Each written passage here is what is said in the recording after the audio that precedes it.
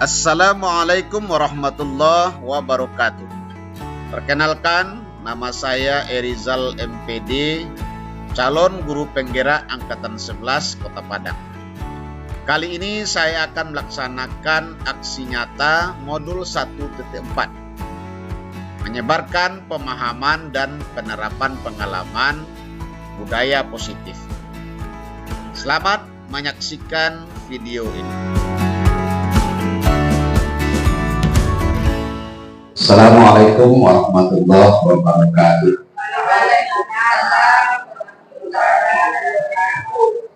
Alhamdulillah, wassalatu wassalamu ala rasulillah, amma ba'du.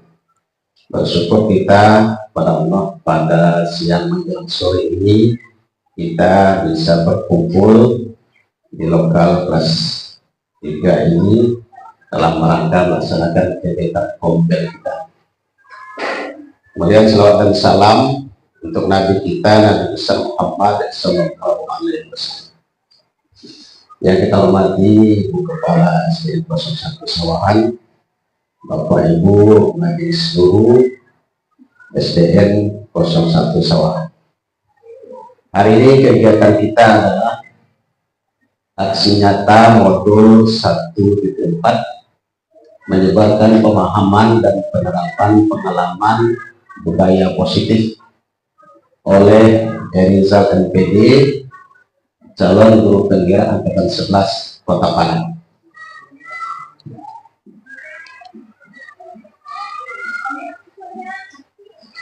Baik Bapak Ibu, dalam pertemuan kita kali ini setidaknya ada 8 item yang akan kita bahas tentang konsep inti budaya positif. Yang pertama tentang perubahan paradigma mengajar, kedua disiplin positif, ketiga nilai-nilai kebajikan, keempat kebutuhan dasar manusia, kelima motivasi perilaku manusia, keenam posisi kontrol guru, ketujuh keyakinan kelas, dan yang kedelapan segitiga restitusi. Inilah materi yang akan kita bahas Bapak Ibu. Mudah-mudahan dalam waktu ini bisa kita kupas tuntas berkaitan dengan 8 item. Kita mulai dari item yang pertama Bapak Ibu, pembelajaran dengan paradigma baru. Bapak Ibu pernah mendengar istilah teacher center, student center? Mana Bapak Ibu? Mungkin ada di antara Bapak Ibu yang bisa memberikan wawasannya atau pendapatnya tentang student center dengan teacher center. Yang mungkin Fadilah.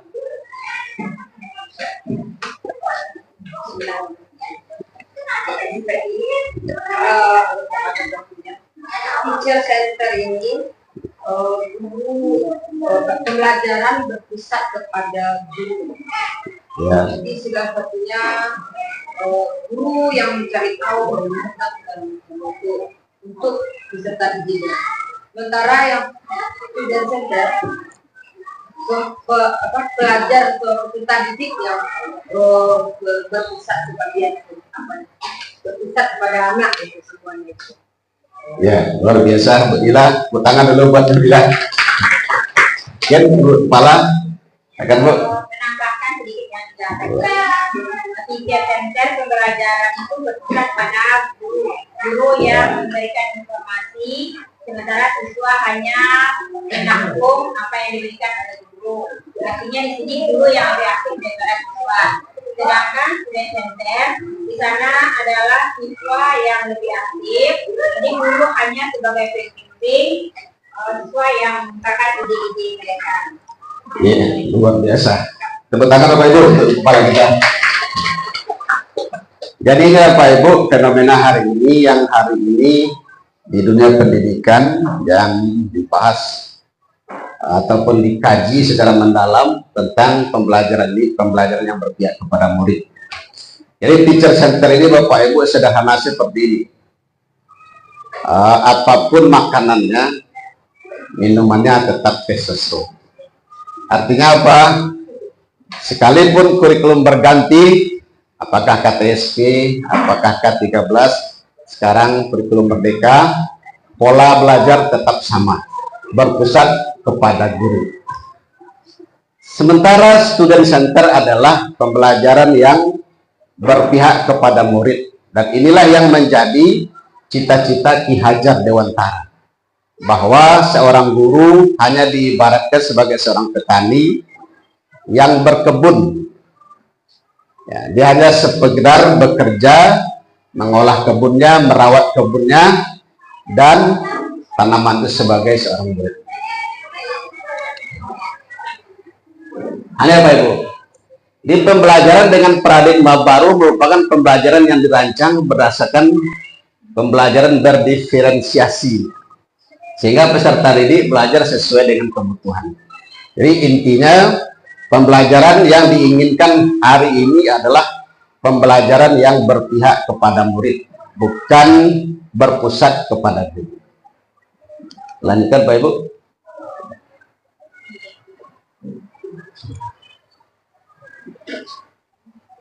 Ada Bapak Ibu yang bisa memperkirakan gambar yang ada di depan Bapak Ibu? Ya.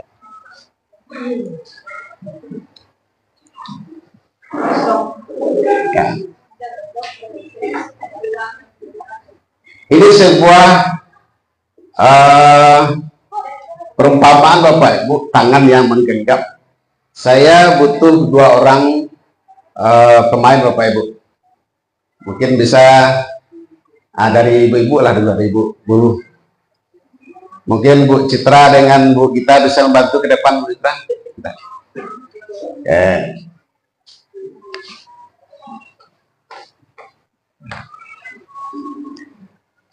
Siapa yang akan menggenggam dan siapa yang akan membuka?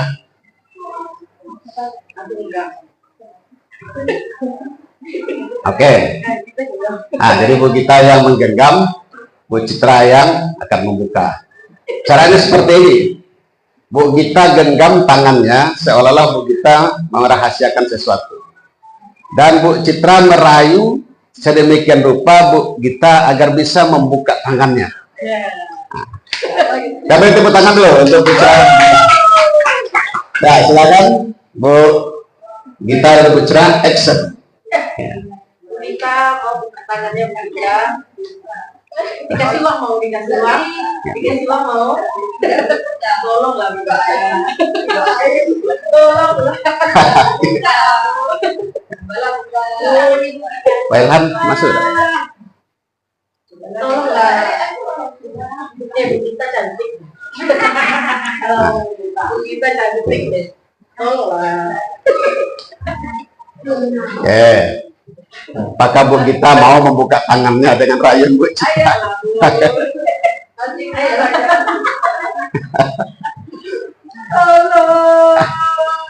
Ya, boleh dengan berbagai cara, boleh dengan ancaman, boleh dengan tekanan dan segala macam. Boleh dengan rayuan. Boleh halal segala cara. Oke. Oke. Ya, kita beri tepuk tangan dulu buat Bu Gita dan Bu Citra. Saya akan kembali Bu Gita dan Bu Citra. Dari drama singkat tadi Bapak Ibu, kira-kira apa rahasia yang sebenarnya kita tuju?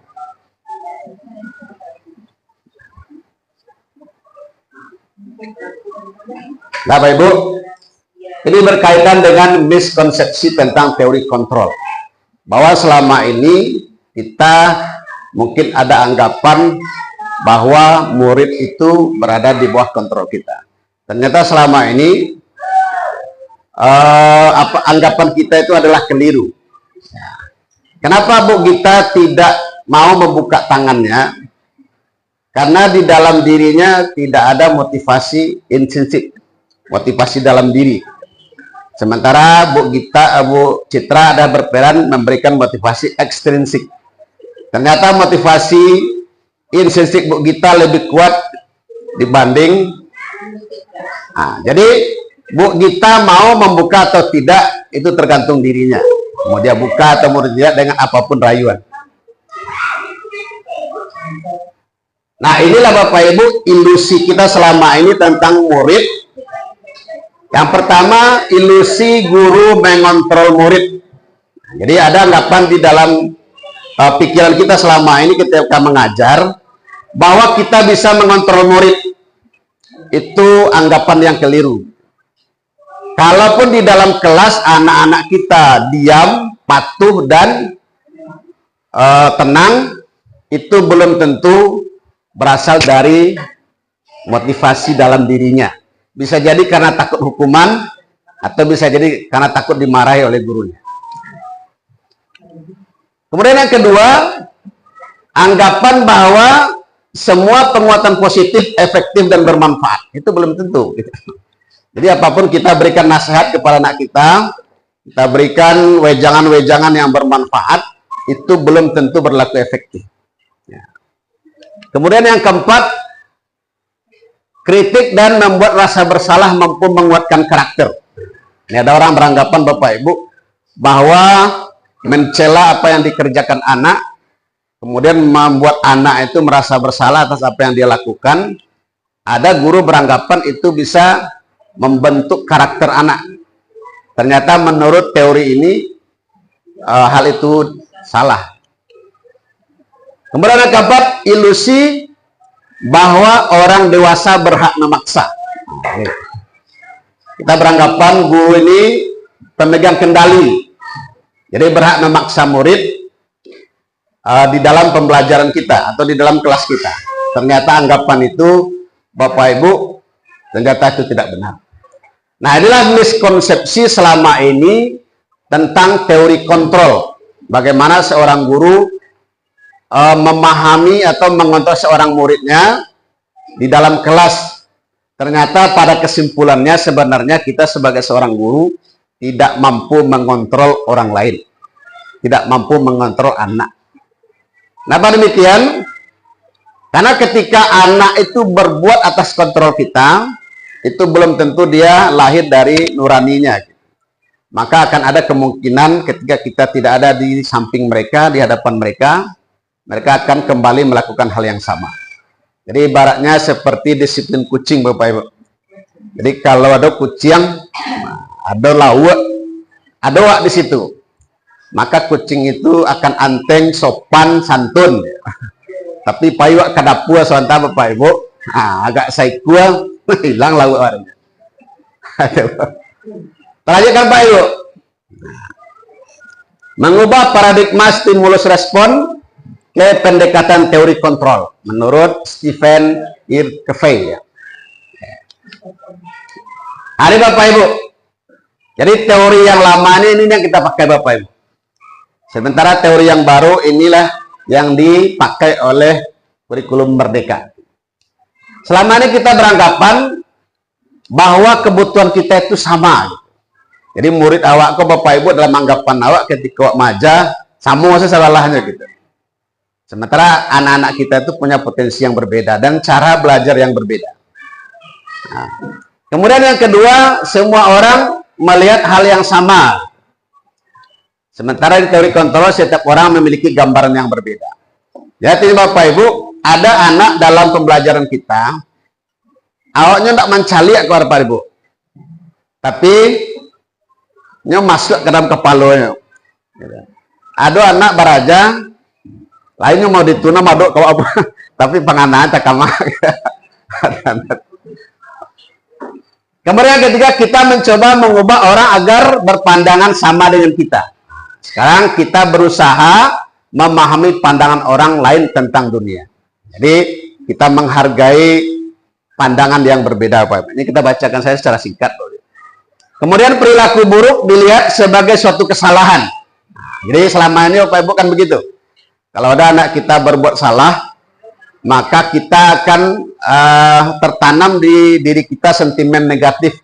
Karena anak-anak kita ini anak nakal, ini anak broken home, ini anak benar, kan gitu. Ternyata selama ini Bapak Ibu, semua perilaku itu sebetulnya memiliki tujuan. Ada alasan mengapa anak kita melakukan itu. Maka nanti dalam teori berikutnya Bapak Ibu, ketika ada anak bermasalah, kita tidak boleh menghakimi dari pertanyaan awal saja.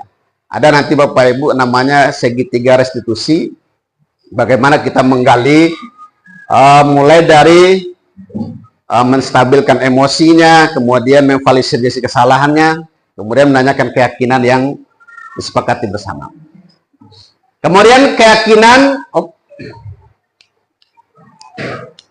orang lain mengontrol saya, sementara hanya Anda yang bisa mengontrol diri Anda. Inilah yang dimainkan tadi oleh Bu Citra dengan Bu Gita. Jadi sebetulnya Bapak Ibu, orang lain tidak bisa mengontrol kita. Hanya diri kita yang bisa mengontrol diri kita. Bagaimanapun orang merayu, kalau motivasi intrinsik kita tidak ada, maka kita tidak akan mau melakukan apa yang disuruh oleh orang. Kemudian pemaksaan ada pada saat bujukan gagal. Jadi kalau kolaborasi dan konsensus menciptakan pilihan-pilihan tertentu. Ini pilihan. Kemudian model berpikir menang kalah, sementara di teori kontrol model berpikir menang-menang. Artinya Bapak Ibu, tidak ada tindakan anak itu sebenarnya yang salah. Tapi setiapnya mempunyai alasan. Ada tujuan dia melakukan itu. Itulah yang kita gali Bapak Ibu. Kita lanjut ke disiplin positif. Disiplin berasal dari kata disiplina yang artinya belajar. Disiplin mengacu pada disiplin diri yang memiliki tanggung jawab terhadap apa yang dilakukannya berdasarkan nilai-nilai yang diyakini. Jadi itu pengertian disiplin Bapak Ibu. Sementara disiplin positif merupakan salah satu cara penerapan disiplin yang bertujuan untuk menumbuhkan kesadaran serta memberdayakan peserta didik tanpa imbalan atau penghargaan. Jadi disiplin positif intinya Bapak Ibu, anak didik kita mau melakukan sesuatu tanpa ada ancaman hukuman ataupun harapan reward. Jadi ketika anak Bapak Ibu tidak disuruh, walaupun tidak ada iming-iming hukuman atau iming-iming hadiah, dia mau melakukan. Itulah yang namanya disiplin positif. Jadi sepanjang anak kita masih berada di bawah tekanan, di bawah ancaman, termasuk kita Bapak Ibu, selagi berang-berang ibu kepala kawak baru manggari, berarti alunado dawak disiplin positif lain. Nanti intinya Pak Ibu. Jadi disiplin positif itu Bapak Ibu, ketika kita melakukan sesuatu hal yang baik didasari oleh kesadaran diri, bukan karena tekanan, bukan karena hukuman atau reward. Nah, sebagai pendidik, tujuan kita adalah menciptakan peserta didik yang memiliki disiplin diri, sehingga mereka berperilaku mengacu pada nilai-nilai kebajikan universal. Jadi, tugas kita sebagai guru ini sebenarnya Bapak Ibu, sebagai polongan nasuk, nah, kalau di Minang, mengantarkan anak-anak kita bisa berperilaku sesuai dengan nilai-nilai kebajikan universal. Nah, kewajiban universal itu Bapak Ibu adalah kebajikan yang diyakini lintas negara. Nah, contohnya Bu, jujur. Jujur itu kan lintas negara itu. Disiplin, berkarakter dan segala macam. Jadi ini disiplin positif Bapak Ibu. Intinya kita sebagai guru, bagaimana kita menanamkan kebajikan kepada anak kita, sehingga anak-anak kita pada akhirnya mampu nanti melakukan kebajikan-kebajikan itu tanpa ada lagi reward dan punishment. Aku lah Bu karaja PR kadang dah selama aku kan masih itu yang wak lakukan. Ketika anak muah, aku mana? Tadi itu kalau nak tiba guru ke Bu, aja nagiannya sertifikat, itu kena ancaman itu. Ya. Ketika itu Bapak Ibu masih itu motivasi kita, berarti kita belum termasuk orang yang memiliki disiplin positif.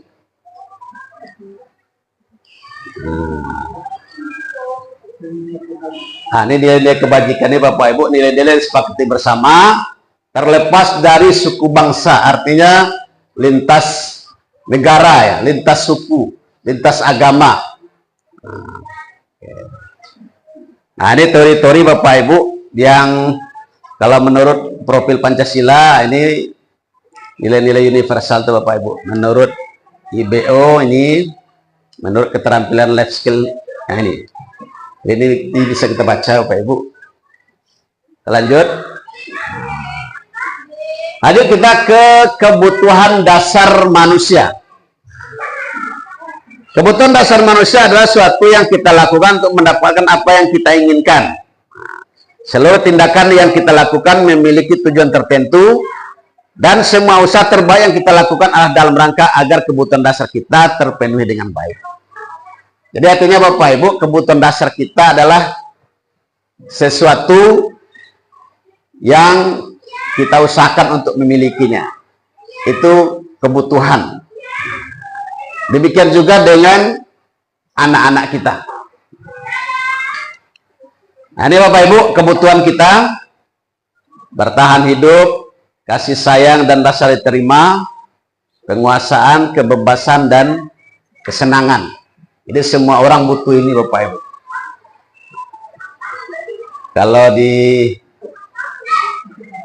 dalam kehidupan hari-hari Bapak Ibu, inilah kebutuhan-kebutuhan yang akan kita usahakan. Lanjut Bapak Ibu, kita maraton ya, karena materinya cukup padat. Kemudian motivasi perilaku manusia Bapak Ibu. Ada 3 perilaku manusia gitu. Jadi kalau yang nomor 1 dan nomor 2, ketika anak murid kita melakukan untuk menghindari ketidaknyamanan atau hukuman atau untuk mendapatkan imbalan, maka mereka belum memiliki motivasi dalam dirinya. Jadi ketika anak kita untuk melakukan sesuatu Bapak Ibu, banyak dia rajin datang ke sekolah karena takut pagar ditutup jam 7. Nah, demikian juga kita, misal kita takut datang di atas jam 7 karena kini absen ada kamera di ibu kan. Takut di bawah gari, capek di boleh. Berarti kita belum. Atau selama kita melakukan karena butuh penghargaan, mengharapkan penghargaan atau imbalan, jadi berarti kita masih belum memiliki motivasi intrinsik. Artinya kita baru dipengaruhi oleh motivasi-motivasi luar gitu. Sementara yang ketiga ini Bapak Ibu, untuk menjadi orang yang mereka inginkan dan menghargai diri sendiri dengan nilai-nilai yang mereka punya. Jadi mereka melakukan dalam rangka agar dia dihargai orang, berkaitan dengan kepribadiannya. Jadi dia melakukan kebaikan bukan untuk yang dua ini Bapak Ibu, tapi dia untuk menghargai diri sendiri dan nilai-nilai yang dia yakini. Kalau agama Islam Bapak Ibu, ketika kita melaksanakan hal-hal ini, jadi kita berpedoman dengan nilai-nilai agama kita itu. Bapak Ibu, ngantuk Bapak Ibu?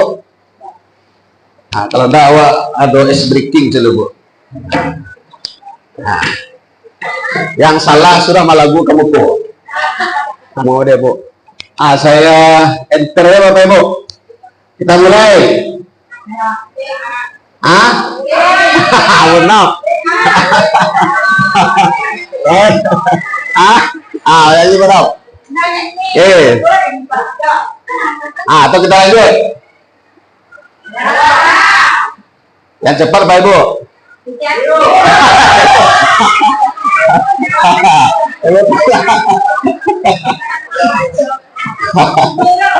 Ada 2 ya. Orang ketinggu karena ya.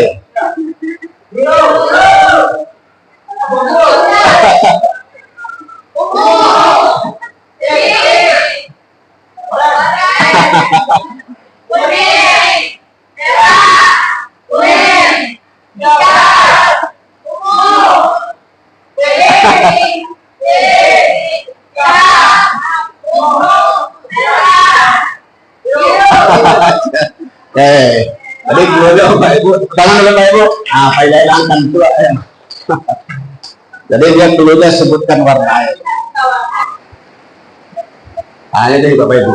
Jadi ketika anak-anak kita masih melakukan sesuatu atas dorongan, pertama ketidaknyamanan atau hukuman atau reward, itu berarti mereka belum memiliki motivasi dalam dirinya.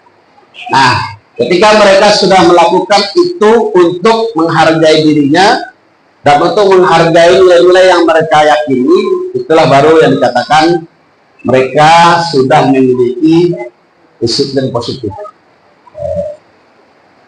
Nah, ini Bapak Ibu, ada 3 istilah. Ada hukuman, ada konsekuensi, ada restitusi. Kalau hukuman contohnya Bapak Ibu tidak terencana atau tiba-tiba. Murid tidak tahu apa yang terjadi dan tidak pernah dilibatkan. Bersifat satu arah, berupa hukuman fisik maupun psikis. Ini namanya hukuman. Di peraturan yang kita buat di kelas atas keinginan guru saja, ingin menertibkan kelasnya, barangkali dibuatlah aturan-aturan main yang intinya murid tidak dilibatkan sama sekali. Ini namanya hukuman. Kemudian ada konsekuensi, terencana, disepakati sesuai peraturan, kemudian murid tetap dibuat tidak nyaman ya. Kemudian sikap guru selalu memonitor murid. Kemudian yang ketiga ada istilah restitusi, yaitu mandiri, memiliki pilihan, mencoba hal baru, mampu mengendalikan arah dan dirinya. Sebenarnya salah satu contoh Bapak Ibu, ini termasuk yang mana di antara yang 3? Ani terlambat datang ke sekolah, lalu disuruh oleh guru PJOK-nya berlari 3 kali lapangan bola. Ini termasuk apa Bu? Hukuman kah? Konsekuensi kah? Atau restitusi?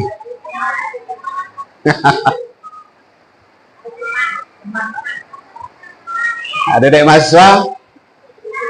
Hukuman ya? Maka hukuman Pak Ibu? Ini namanya konsekuensi Bapak Ibu. Kenapa? Karena terkait dengan pembelajaran PJOK. Nah, pelajaran PJOK ini kalau di lapangan kan dia harus dulu melakukan pemanasan. Sementara dia tidak datang tepat waktu karena belum stressing, maka dia harus melakukan stressing dulu 2 kali lapangan bola. Nah, kemudian contoh kedua. Nah. Bu? Enggak, ini contoh di lapangannya. Contoh di lapangan. Nah. Maksudnya stressingnya tadi ke guru PJOK. Dia datang terlambat. Gitu ya. Dia beda-beda tipis. Nah, kalau hukuman seperti ini, anak-anak datang terlambat, lalu disuruh membersihkan WC kah? Atau memilih sampah kah? Itu namanya hukuman.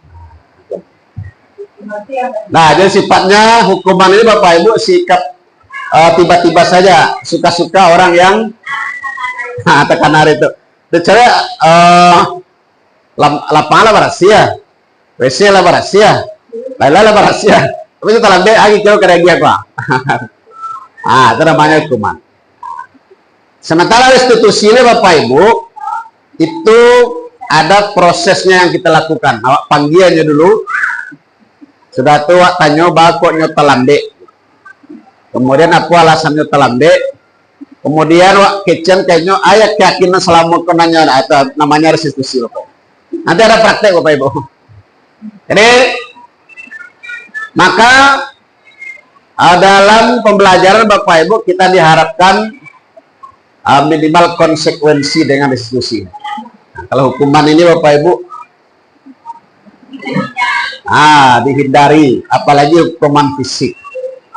Karena sekarang Bapak Ibu kalau melakukan kekerasan fisik bukan hanya berhadapan dengan orang tua, tapi berhadapan dengan hukum. Sekarang lucunya Bapak Ibu, negeri kita ini dari satu sisi kita ingin menjaga moralitas anak didik kita, tapi di sisi lain ada aturan baru Bapak Ibu, tidak boleh membuka HP orang lain, termasuk murid kita. Ketika kita buka HP orang, kita baca isinya, lalu kita diketahui telah membuka HP-nya dan ada bukti, kita bisa dijerat oleh undang-undang ITE. Jadi hati-hati Bapak Ibu, kalau letak HP kawan di atas meja, kan, ajar dicari-cari scroll dulu. Andaikan teman kita punya dendam pribadi, kawan, bisa melalui di sini. Dilemanya kita di sekolah Bapak Ibu, anak-anak kita bawa HP, entah apa yang ada dalam HP-nya, kita tidak boleh membuka HP itu.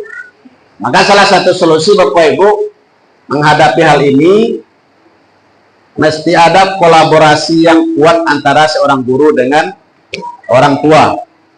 Sebelum HP mereka itu kita utak-atik, kita komunikasikan dulu dengan orang tua bahwa anak-anaknya begini. Dengan tentu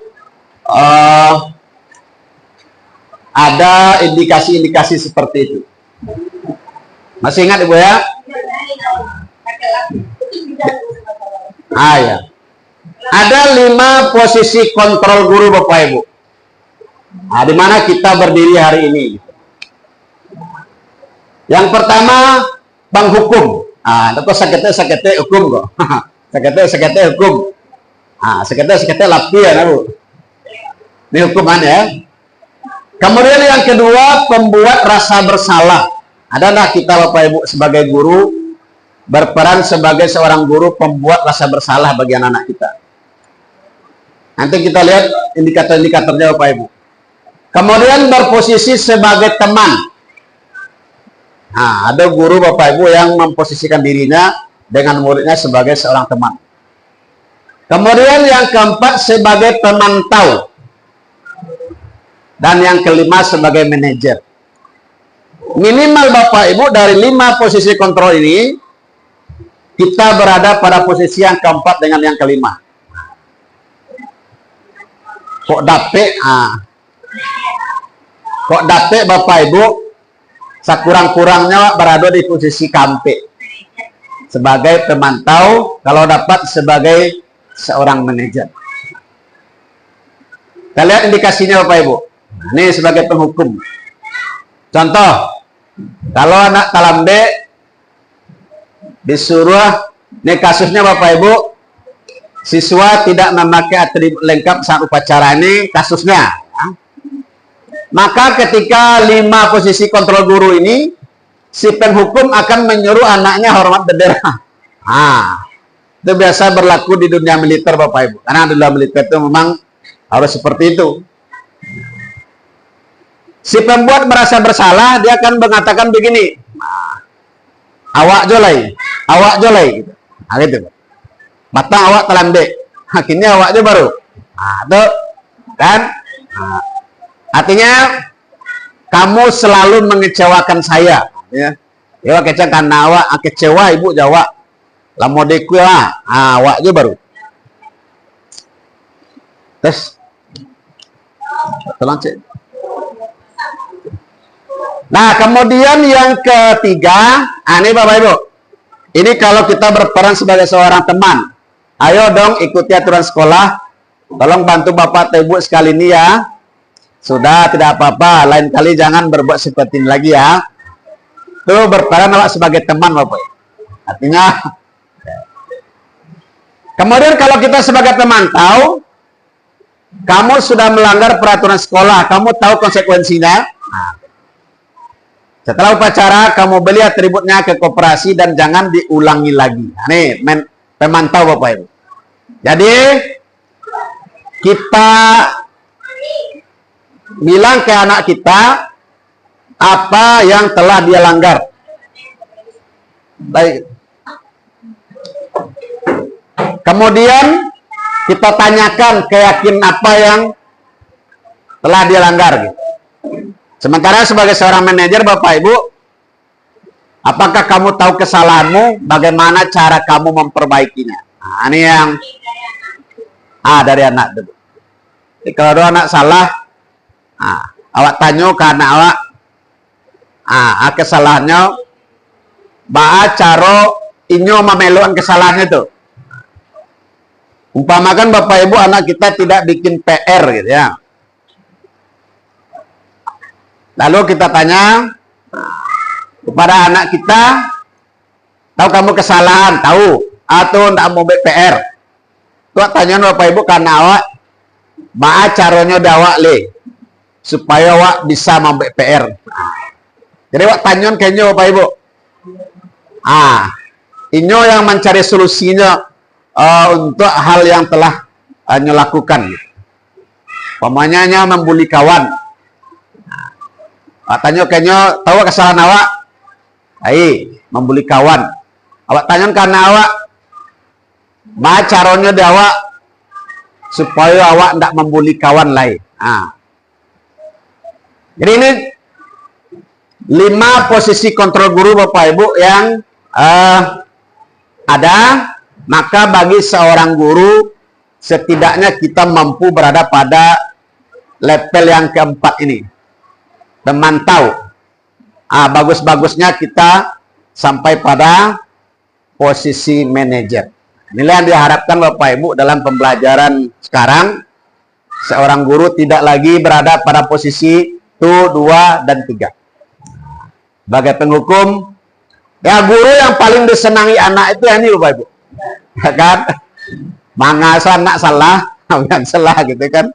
Yang penting enjoy. Makanya ada dilema Bapak Ibu ketika pemilihan guru favorit. Maka yang akan juara selalu guru PJOK. Kenapa? Pertama, guru PJOK masuk ke semua kelas. Ya kan? Yang kedua, guru PJOK aku berajanya sanang-sanang. Apalagi kalau main-main bola, main itu, dole. Kau date sadolah mata pelajaran aku PJOK salah lagu. Ya kan? Beda dengan PAI, karena PAI di sana memang ada kita berbicara kabar baik, kabar buruk. Kabar baiknya tentang surga, kabar buruknya tentang neraka. Dan ancaman-ancaman itu takutnya apa Ibu? Ya. Jadi kebanyakan seperti itu Bapak Ibu. Kita lanjut Bapak Ibu ke keyakinan kelas. Oke. Mungkin saya ingin bertanya kembali kepada Bapak Ibu, mengapa keyakinan kelas, mengapa bukan peraturan kelas? Mungkin ada di terakhir Bapak Ibu yang menyumbangkan pikirannya. Kan Bu? Kalau keyakinan kelas dirembukan bersama antara warga kelas tadi, kemudian mereka merumuskan bersama. Mereka yakin apa yang mereka lakukan itu bisa melakukannya bersama. Sedangkan kalau peraturan kelas, ini guru yang menentukan peraturan ini, peraturan di kelas. Mungkin ada juga kesepakatan dengan guru dengan ketentuan tadi, tapi yang dominan di sini guru kalau peraturan kelas. Iya. Luar biasa. Tangan dulu Pak Ibu. Jadi keyakinan kelas ada keterlibatan murid ya di situ. Kalau peraturan kelas tidak ada keterlibatan murid. Mungkin ada yang lain Pak Ibu pendapatnya? Mungkin ada dia mahasiswa. Alar pernah belajar Iko? Alun lah. Tapi kuliah gratis.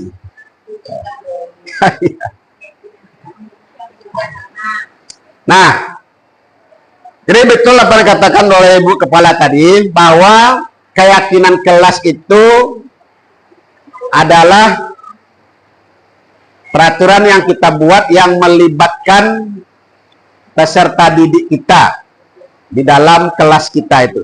Jadi kita mau buat peraturan apa di kelas kita, maka anak-anak kita libatkan berpartisipasi dalam pembentukannya. Sementara kalau peraturan kelas itu biasanya mutlak guru yang membuat. Buat dari atas sampai ke bawah, ujung-ujungnya hukuman. Nah, ujung-ujungnya reward dan punishment. Jadi pembentukan keyakinan kelasnya apa Ibu? Jadi bisa kita baca. Ini kita lanjut ya Pak Ibu. Nah, dan ini langkah-langkah kita membuat keyakinan kelas itu Bapak Ibu. Ada 5 langkah. Jadi memang kita sediakan waktu rapat dengan anak didik kita di kelas. Kemudian kita minta untuk menuliskan keyakinannya. Nah ini asik Bapak Ibu. Ada saya lihat di tempat lain dalam membuat keyakinan kelas itu supaya seru Bapak Ibu. Ada yang menggunakan kertas apa namanya Ibu Nop? Yang warna-warni kecil-kecil itu. Cikinot. Ya Cid. Itu. Jadi anak-anak itu disuruh menulis itu Bapak Ibu. Disuruh menempelkan di sini. Jadi anak-anak itu senang ya Bapak Ibu menulis dan ditempelkan. Atau bisa juga dengan cara langsung. Jawab po gitu kan. Yang penting intinya ketika kita membuat peraturan kelas, anak-anak kita libatkan, itu namanya keyakinan. Kemudian setelah kita dapatkan keyakinan kelas itu, kita bahas Bapak Ibu. Waktu tulisan di apa namanya itu rangkum Bapak Ibu. Kumpulkan. So nanti usulan anak Bapak Ibu jangan ditolak. Ada tidak boleh ya? Tindak terus. Tidak boleh Bu. Pokoknya apa yang ditulis anak itu, tarimu sarwala Bapak Ibu. Tempelan di siku sarwalanya. Walaupun yang tulis itu dalam pikiran awak mungkin belum tepat, tapi untuk mengakomodasi pendapat anak-anak kita, kita terima semua. Lalu langkah kedua, baru kita bahas. Wak tulis sado Allahnya apa-apa yang diusulkan oleh anak-anak kita untuk keyakinan. Kemudian ketiga, baru kita pilih mana yang cocok dengan kelas kita. Dari yang banyak yang diusulkan anak-anak kita yang sudah kita rangkum, lalu kita pilih. Kemudian baru kita ubah menjadi kalimat positif. Contohnya, tidak boleh datang terlambat, itu kan negatif. Maka kita buat menjadi datang tepat waktu. Tidak boleh membuli teman, misal. Makin berkasih sayang sesama teman. Itu namanya kalimat positif. Jadi tidak boleh memakai kalimat negatif. Nah, ketika kita itu sudah sudah menjadi kalimat positif, itulah kita ketok palu oleh Pak Ibu dengan murid-murid kita. Inilah keyakinan kelas kita semester ini. Awak tokok meja apa itu tarik-tarik itu Pak Ibu. Ya kan? Berarti adalah dapat keyakinan kelas Bapak Ibu. Kita tes bikin dulu Pak Ibu. Ibu lah banyak tekan tuan Pak Ibu. Silakan Pak Ibu. Jambu batu. Betul. Tangan dulu Pak Ibu. Oke. Mati rasa. Oke, semua. Betul. Tangan Pak Ibu. Deh.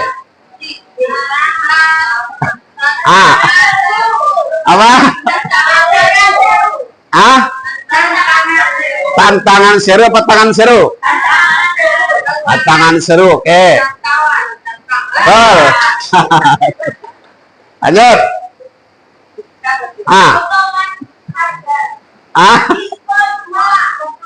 Apa?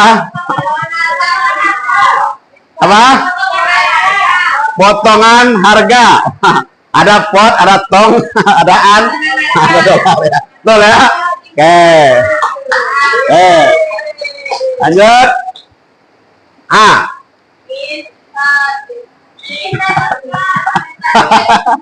Apa?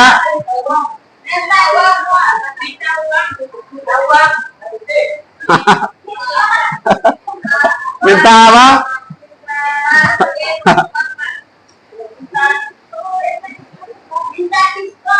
Tak diskon. Yakin? Minta uang. Lanjut. A.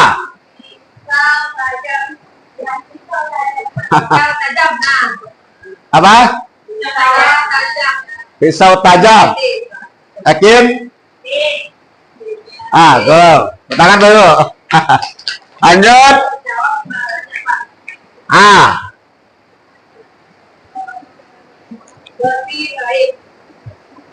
Lebih. Ya dia ada dikurangi Pak Yo. Dikurangi i-nya. Lebih baik. Kita coba. Oke, terus. Lanjut. A.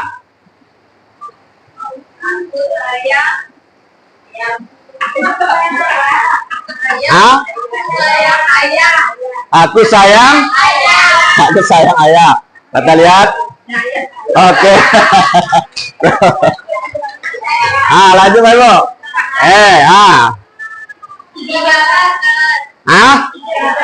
Ada bakar. Mbak. Lanjut.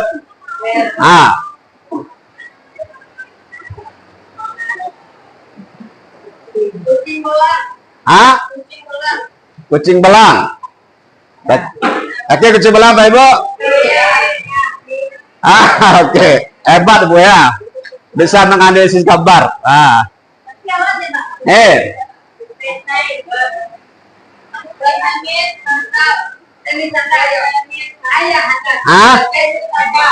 Tenis andal. Oke. Lanjut. Apa? Harga pas. Kartu as ya. Oke, lanjut. Apa habis? Untayan. Habis ya. Nah, tangan lupa Ibu.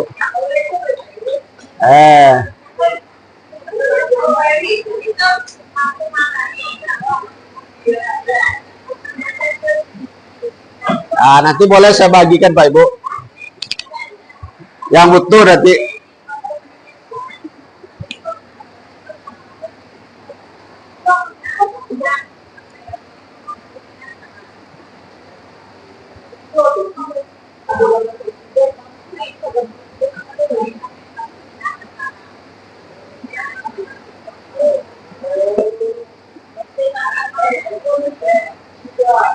Nah, kita lanjut.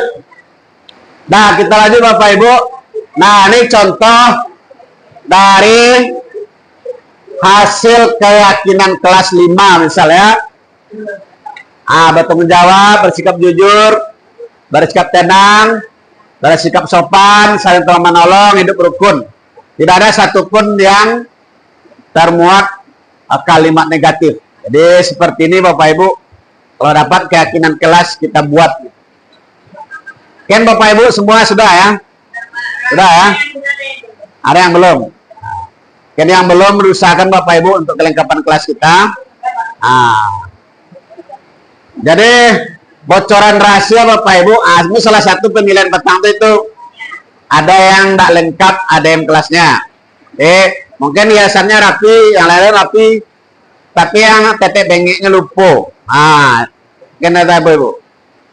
Kalau untuk rias mungkin nilainya beda-beda tipis. Cuman nanti karena dia orang ketek-ketek itu nama nantuan. Kita lanjut. Segitiga restitusi Bapak. Jadi segitiga restitusi ini suatu proses dialog yang dijalankan oleh guru agar dapat menghasilkan murid yang mandiri dan bertanggung jawab.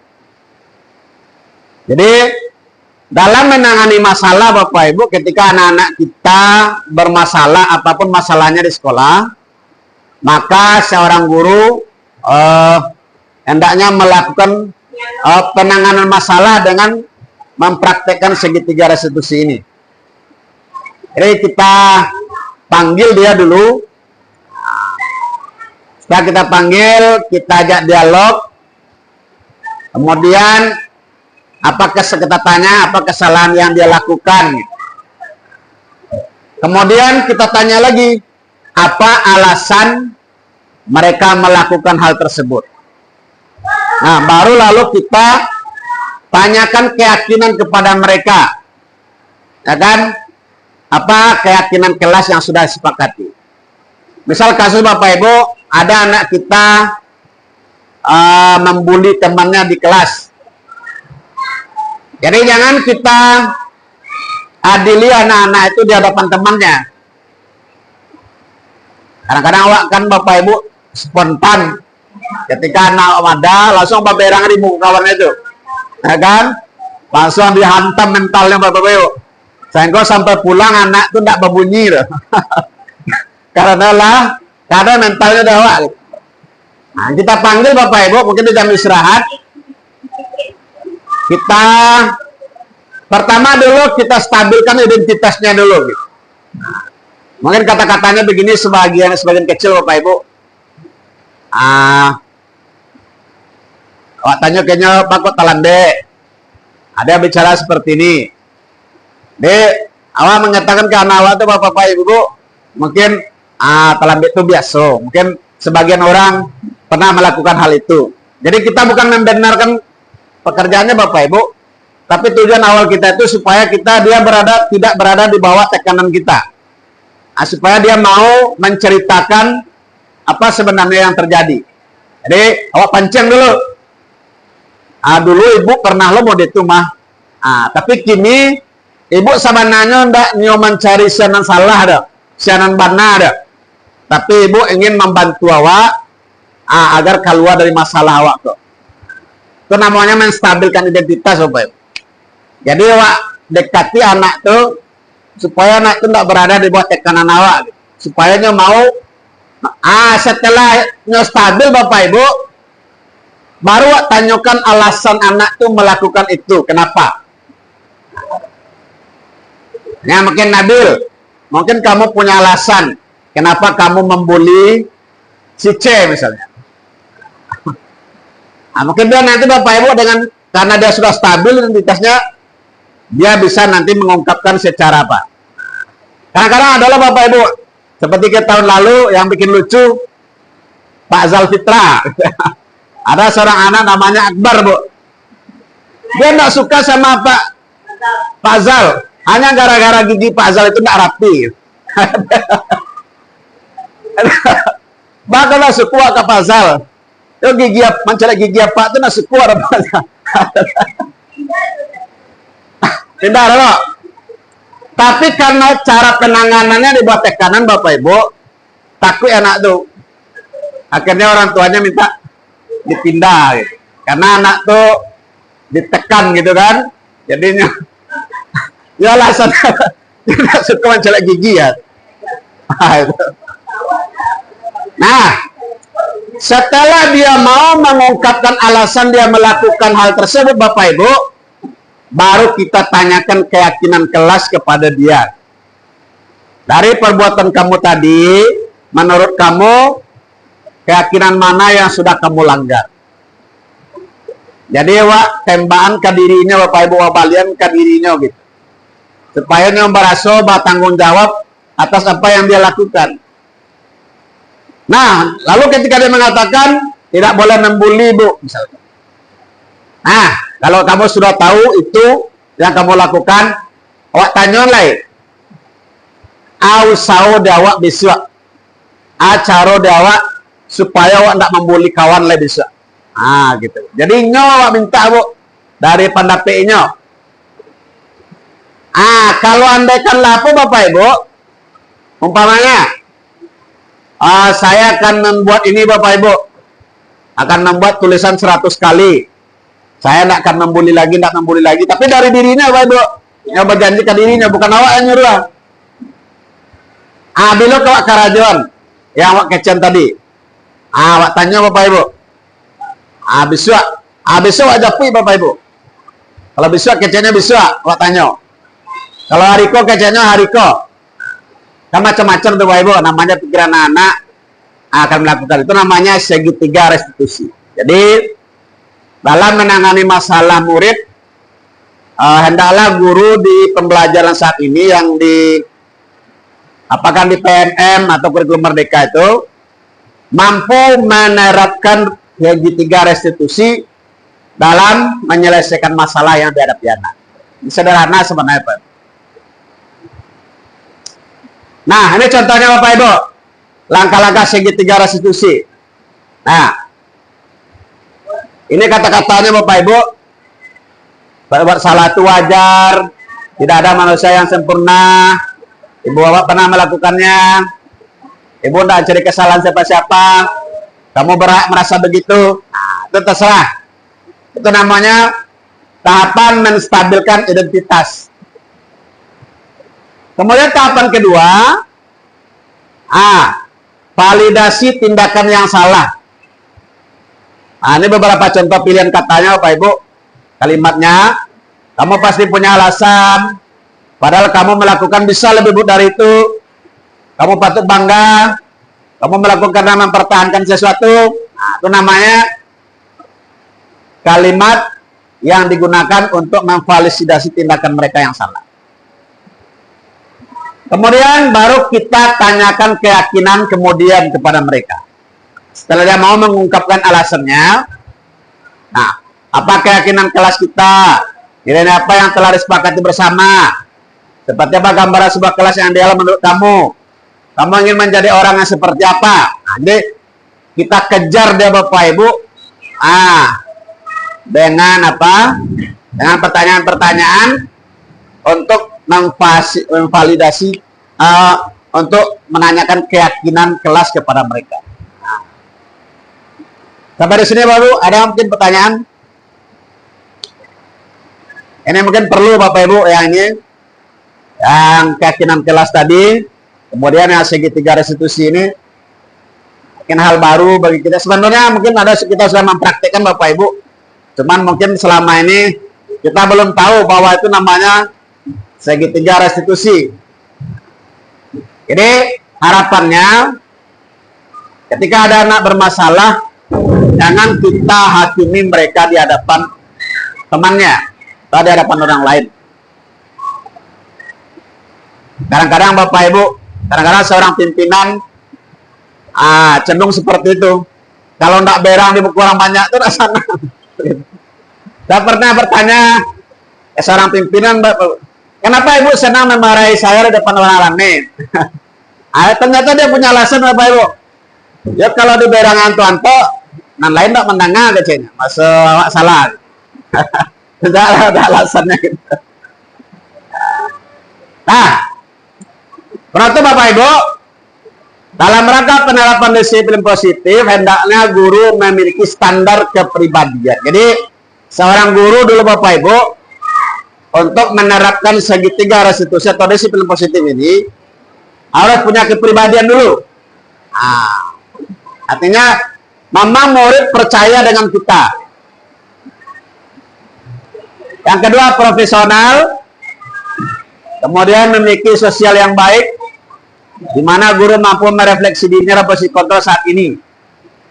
Dia guru nampaknya Bapak Ibu, yang bisa merefleksikan posisi kontrolnya minimal tadi sebagai seorang pemantau ya. Kalau bisa jadi manajer.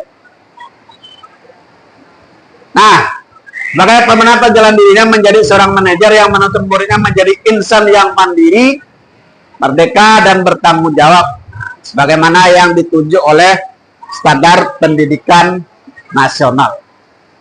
Jadi Pak Ibu, itu tadi pemaparan dari segi budaya positif.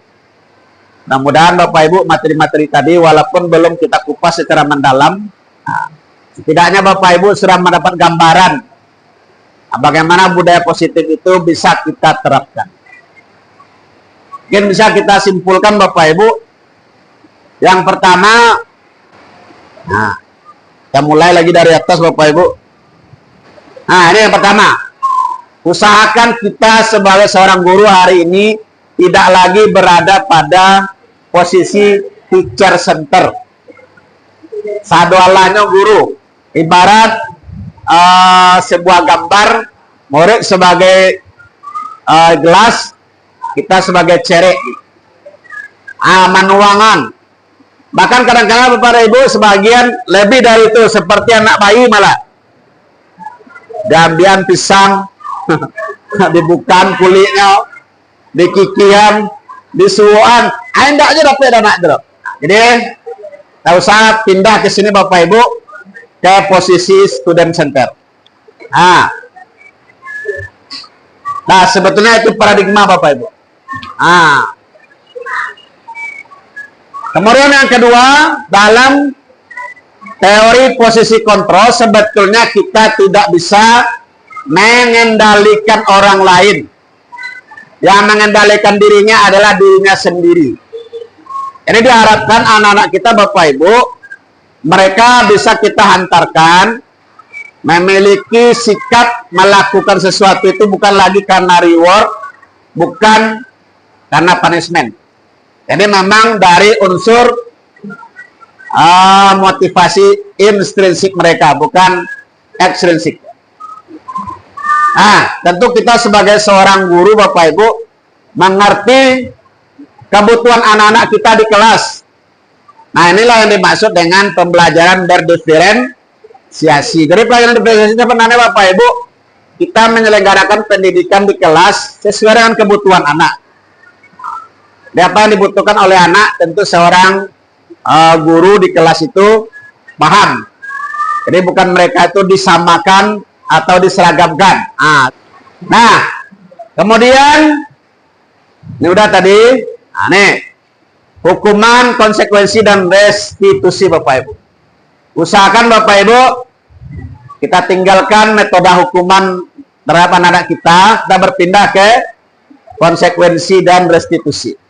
Konsekuensinya Bapak Ibu, sesuatu yang sudah disepakati di kelas. Umpamanya kalau terlambat masuk diskorsing 1 jam pelajaran besar, itu kan namanya konsekuensi. Nah, ini posisi kontrol Bapak Ibu. Penghukum, pemberasa bersalah, teman, pemantau, dan manajer. Minimal kita berada pada posisi 4 dan 5 ini. Nah, ini dia contoh-contoh penerapannya. Kemudian keyakinan kelas. Nah, ada 5 langkahnya. Yang pertama tadi meminta siswa menuliskan, kemudian membahas, kemudian memilah, kemudian mengubah keyakinan menjadi kalimat positif, kemudian melahirkan menjadi sebuah keyakinan kelas. Nah, ini contohnya Bapak Ibu. Keyakinan kelas itu menggunakan kalimat-kalimat positif. Nah, ini segitiga restitusi Bapak Ibu. Satu proses yang dilakukan guru dalam rangka menghasilkan murid yang mandiri. Artinya ketika menangani anak kita yang bermasalah, maka kita lakukan praktek segitiga restitusi ini. Pertama, kita stabilkan identitasnya dulu. Kemudian kita validasi tindakan mereka yang salah. Kemudian kita tanyakan kepada mereka tentang nilai-nilai yang telah disepakati di kelas. Ini Bapak Ibu, mudah-mudahan ada manfaatnya, terutama bagi saya yang menyampaikan, juga bagi ibu-ibu mungkin bisa diterapkan di kelasnya nanti masing-masing.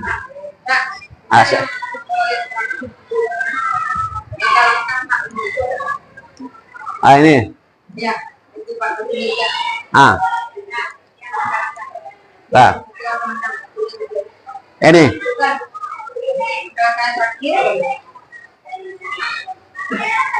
Oh, yang segitiga. Untuk menstabilkan identitas. Kedua, validasi tindakan yang salah. 3. Menanyakan keyakinan. Baik Bapak Ibu, demikian materi yang saya sampaikan. Mudah-mudahan ada manfaatnya. Sebelum kita tutup, kita beri aplaus untuk kita bersama dulu Pak Ibu. Bila taufiq wal hidayah. Wassalamualaikum warahmatullahi wabarakatuh.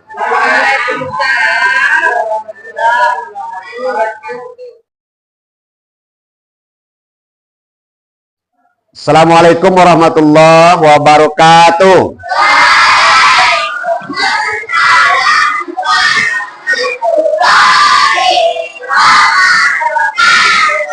Baik, bagaimana kabar kalian hari ini? Ada temannya yang sakit? Baik, anak pas sekalian, hari ini kita akan membuat namanya keyakinan kelas. Pernah kalian dengar keyakinan kelas itu apa? Nah, apa itu keyakinan kelas? Nah, kalau kesepakatan kelas itu nilai-nilai keyakinan yang kita sepakati bersama. Tapi kalau peraturan,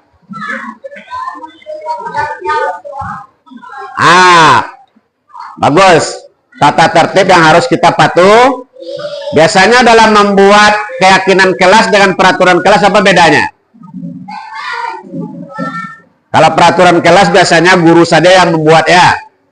Dibuat oleh guru, terus semua siswa wajib mematuhi. Tapi kalau kesepakatan kelas, yang membuat itu adalah warga kelas, kalian yang membuat bersama. Kemudian kita sepakati menjadi keyakinan keyakinan kelas. Nah, keyakinan kelas itu dibuat dalam kalimat positif.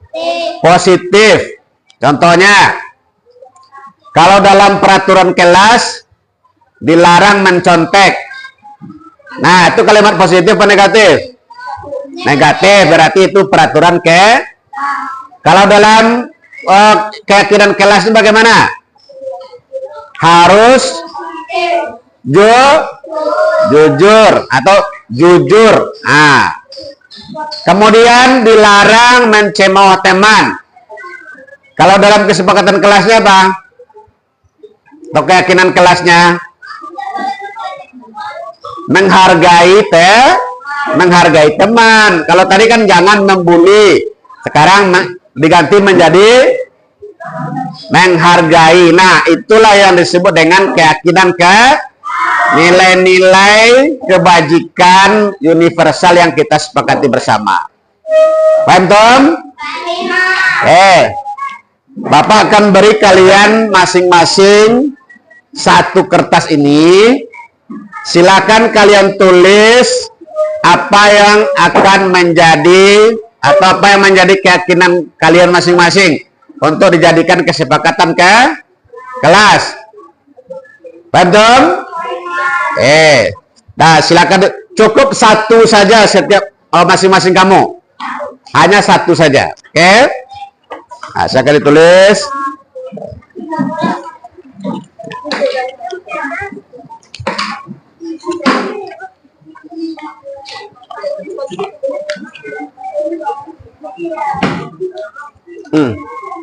Coba yang belakang. Ya. Ya.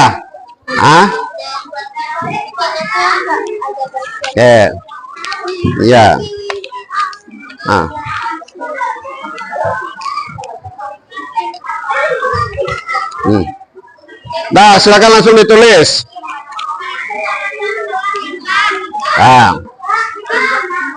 Ya, boleh bikin nama.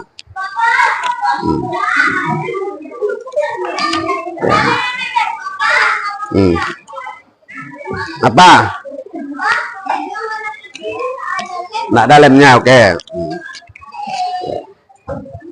Nah, silakan ditulis. Bapak beri waktu 2 menit. Hanya satu saja ya, tadi.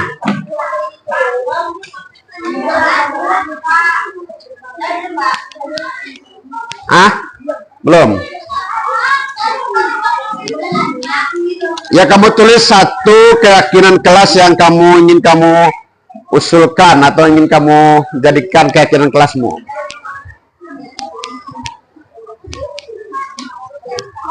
Ya. Nah, yang sudah siap, boleh tempel di depan. Mulai dari sini. Jangan berebut. Nah, dari sini mulai.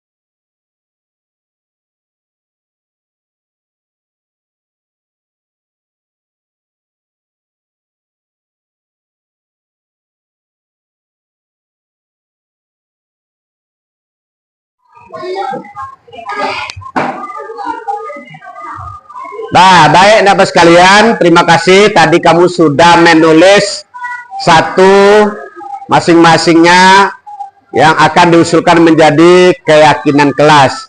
Sekarang mari kita lihat apa saja yang diusulkan. Pertama, tidak boleh datang terlambat. Tidak boleh datang terlambat.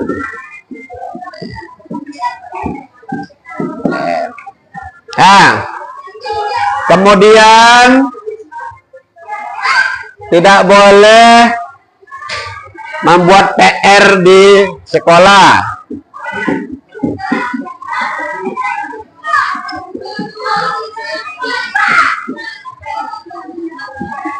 PR di sekolah. Kemudian tidak boleh membuang sampah.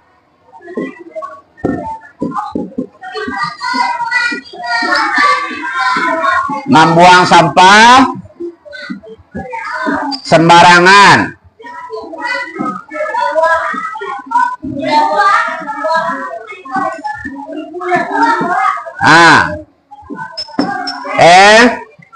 Sembarangan ya. Yang keempat, tidak boleh mencontek.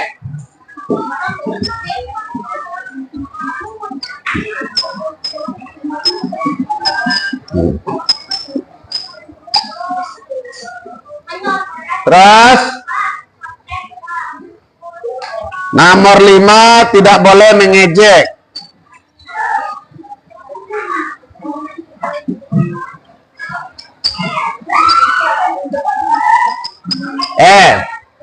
Baik Bapak sekalian, itu diantara kesepakatan kelas yang sudah kalian usulkan. Itu masih dalam bentuk kalimat positif atau sudah kalimat negatif? Masih dalam kalimat negatif, berarti ini masih dalam bentuk peraturan kelas.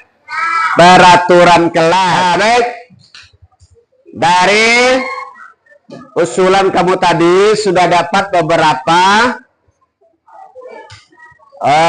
usulan keyakinan kelas, tapi masih dalam bentuk kalimat negatif. Nah, sekarang kita akan jadikan kalimat negatif ini menjadi kalimat positif. Nah, pertama, tidak boleh datang terlambat. Bagus. Datang tepat waktu. Yang kedua, tidak boleh membuat PR di sekolah. Membuat PR di rumah. Oke. PR di rumah. Terus tidak boleh membuang sampah sembarangan. Buanglah sampah pada tempatnya. Bagus. Buanglah sampah pada tempatnya. Kemudian tidak boleh menyontek. Harus jujur.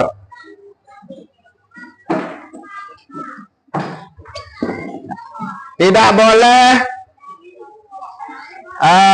tidak boleh mengejek teman. Saling menghargai. Bagus.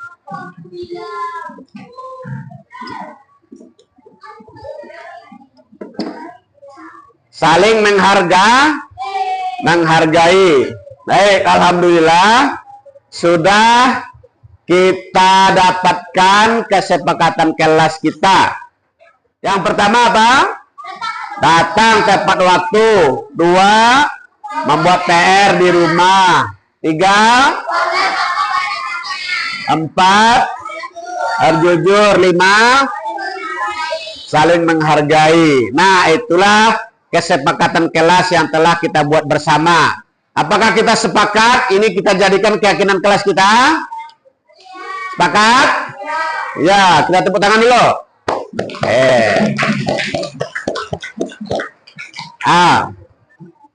Inilah kesepakatan kelas yang sudah kita sepakat. Karena ketika sudah kita sepakati, kita akan bertanggung jawab untuk melaksanakannya. Oke. Perkenalkan, saya Hafiza dari kelas 4B. Saya senang telah mengikuti keyakinan kelas. Keyakinan kelas harus kita patuhi. Perkenalkan, nama saya Ajeng Katrisnening Ati. Saya dari kelas 4B. Saya sangat senang ikut membuat salah satu keyakinan kelas. Karena salah satu keyakinan kelas itu sangat penting untuk kemajuan kelas.